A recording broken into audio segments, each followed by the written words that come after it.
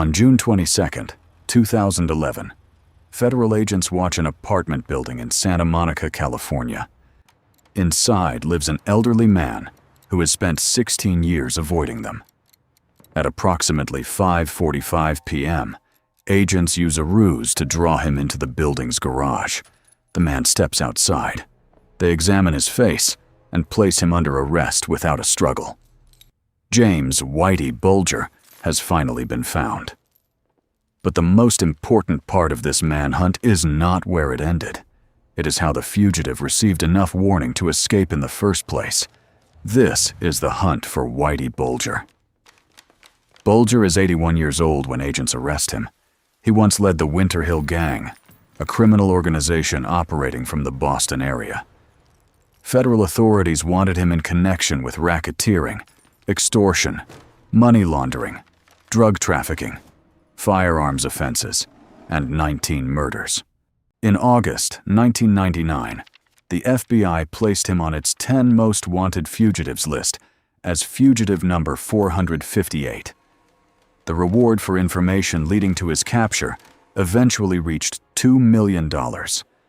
His face appeared on television, posters, websites, and news reports. Yet year after year, he remained missing. The FBI was searching for a criminal who understood how the FBI worked. During the 1970s and 1980s, Bulger and his associates built a criminal network around South Boston. According to federal prosecutors, the organization made money through loan sharking, illegal gambling, narcotics, weapons, and the extortion of bookmakers and business owners. Violence maintained control. Threats discouraged resistance. Murder removed rivals, suspected informants, and people believed to pose a danger. Bulger's position was strengthened by a relationship that almost nobody outside law enforcement understood. In approximately September 1975, the FBI secretly recruited him as a confidential informant. The Bureau wanted information about competing organized crime groups, particularly the New England Mafia. The arrangement offered something useful to both sides. The FBI received intelligence about organized crime. Bulger gained access to federal agents and the information moving through their investigations. His principal handler was Special Agent John Connolly, a Boston area agent who managed Bulger and fellow informant Stephen Flemmi. The relationship did not remain a controlled exchange between law enforcement and a source. Connolly was later convicted of federal crimes connected to his handling of the two men. Official reviews found that the FBI failed to supervise the relationship properly. Bulger was supposed to help investigators penetrate organized crime. Instead, an organized crime leader gained protection from the institution studying him. Information became a weapon. Bulger could provide intelligence about competing criminals while continuing his own illegal activity. He and Flemmi learned about investigations, witnesses, and threats to their organization. The government's focus on rival groups gave Bulger room to expand. Connolly accepted benefits and leaked confidential information. Most critically, he warned Bulger that an indictment and arrest were approaching. In late 1994, Bulger learned that authorities were preparing to move against him. The warning changed the entire case. Investigators had evidence, prosecutors had charges, and officers were preparing arrests. But the primary target knew they were coming. Before law enforcement could place him in custody, Bulger left Massachusetts. He initially traveled with Katherine Greig, his longtime companion. She had not been accused of participating in the murders associated with Bulger, but she would later be charged with helping conceal and harbor him. The pair disappeared into a country containing millions of apartments, hotel rooms, retirement communities, and anonymous neighborhoods. Bulger no longer needed to control territory. He no longer needed to meet bookmakers or direct an organization in public. His objective had narrowed to one task: remain unremarkable. For a man once surrounded by criminal associates, survival now depended on reducing contact, avoiding records, using false identification, and convincing strangers that there was nothing worth remembering. The FBI pursued leads for 16 years. Investigators searched inside the United States and followed information reaching beyond it. Each possible sighting created the same problem. Bulger was aging naturally. Wanted photographs became outdated. Hair changed. Weight changed. Glasses, clothing, and posture altered how a person appeared from a distance. A witness might report an elderly man who looked like him, but thousands of elderly men could match a general description. The government possessed extensive information about Bulger's criminal past. That information was less useful when searching for someone performing the daily life of a retired resident. The Boston crime boss had become a disguise that the fugitive no longer wore. Placing Bulger on the 10 most wanted list increased public recognition. The FBI distributed images showing how he might look as he aged. Investigators publicized scars, physical characteristics, aliases, and possible habits. Rewards encouraged tips. Reports arrived repeatedly. Most did not locate him. The scale of the publicity created another difficulty. Bulger's reputation had become larger than his physical appearance. People expected a visible gangster, a guarded crime boss, or a man displaying unusual wealth. They were less likely to notice someone standing quietly in a grocery store or returning to a modest apartment. His greatest protection was not an elaborate underground network. It was the gap between his reputation and his appearance. By 2011, investigators decided to change the focus. Instead of asking the public to find Bulger directly, the FBI built a publicity campaign around Katherine Greig. She was 60 years old and had been living with him throughout the years on the run. Investigators believed that locating her would lead them to Bulger. The campaign emphasized details that people might notice during ordinary interactions. Greig loved animals. She was known to visit beauty salons. She might encounter staff in medical or dental offices. The FBI also released photographs showing her appearance after cosmetic procedures performed before she became a fugitive. These details seemed small. That was precisely why they mattered. A criminal investigator might recognize a racketeering pattern. A salon employee recognizes a regular customer.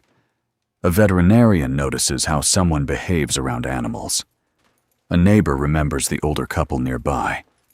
The new campaign was designed to reach people who had no connection to organized crime and no reason to study FBI wanted posters. It shifted attention away from Bulger's criminal history and toward Greig's routine. The government had spent years looking for unusual behavior. Now it searched for repeated, ordinary behavior. It was an admission that a fugitive could hide his legal identity more easily than his habits. False documents could change a name. They could not prevent another person from remembering a face. The campaign began in June 2011. The FBI prepared a 30-second public service announcement directed particularly toward women who might have encountered Greig. It was distributed through 14 media markets in 10 states, where investigators believed the couple had lived or maintained contacts. The announcement included the reward of up to $100,000 for information leading to Greig's arrest. Los Angeles was not one of the selected markets, but the campaign moved beyond the original broadcast plan. National news organizations covered it. Cable television repeated the photographs. Online reports carried the story into areas where the FBI had not purchased airtime.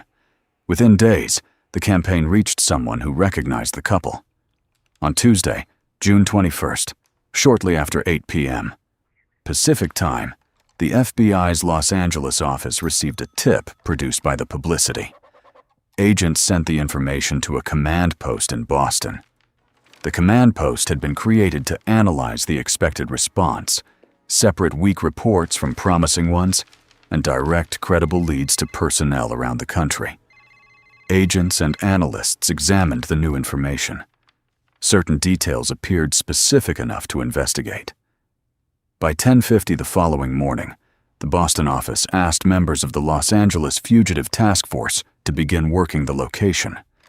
The task force included FBI agents and officers from the Los Angeles Police Department. Just after 4 p.m., surveillance began. Agents watched the property connected to the tip.